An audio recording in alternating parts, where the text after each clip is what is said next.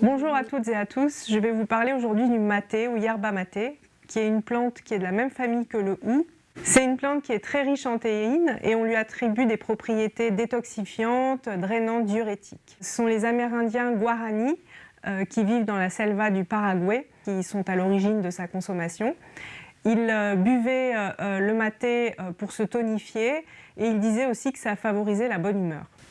Le nom maté veut dire la calebasse. C'est le récipient qu'on utilise traditionnellement pour préparer et boire le maté. Il est devenu la boisson emblématique aussi des gauchos, les gardiens des troupeaux des grandes pampas sud-américaines.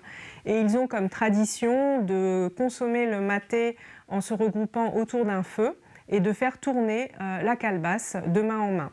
Donc c'est vraiment un symbole de fraternité et d'hospitalité. Le principe, c'est de préparer la yerba maté dans la calebasse, d'avoir la bombilla qui est dans la calebasse et de boire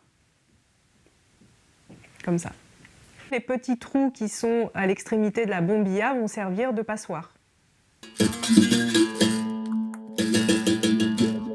Quand vous recevrez votre calebasse, c'est un produit naturel, hein, c'est une calebasse, c'est la famille de la courge, qui est très fibreuse à l'intérieur. Donc ne soyez pas étonnés quand vous allez la secouer, vous allez avoir un petit peu de fibres qui continuent à tomber de la calebasse. Donc vous laissez infuser du maté avec de l'eau dans la calebasse pendant une nuit. Le matin, vous allez vider le maté imbibé d'eau. Vous allez délicatement racler les parois de la calebasse pour enlever le surplus de fibres.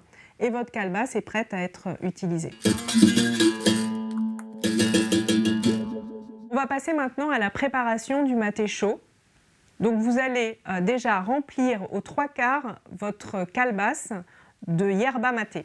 Ensuite, vous retournez la calebasse et vous allez la secouer plusieurs fois pour faire remonter les particules fines à la surface. Ça permettra, quand on va mettre la bombilla, de ne pas obstruer la bombilla avec les particules les plus fines qui vont être en haut de la préparation. Vous allez un petit peu incliner la calebasse pour pouvoir tasser la yerba maté d'un côté de la calebasse et pour pouvoir ensuite insérer votre bombilla sur ce plan incliné de yerba maté, à peu près à 45 degrés. Et là, normalement, la bombilla ne va plus bouger. Une fois que l'eau est à 80 degrés, vous allez la verser délicatement dans la calebasse.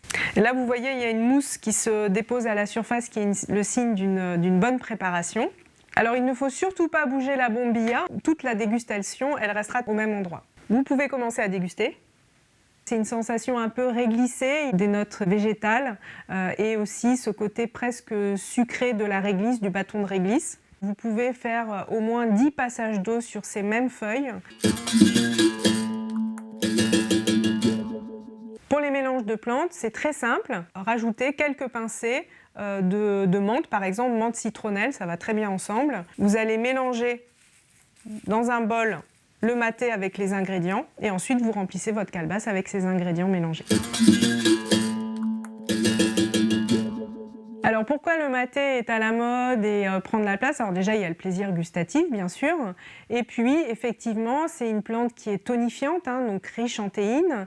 Et c'est une plante aussi qui a la propriété détox, ainsi que des propriétés drainantes et diurétiques. Elle est utilisée par les sportifs, elle est utilisée dans beaucoup de compléments alimentaires drainants ou détox.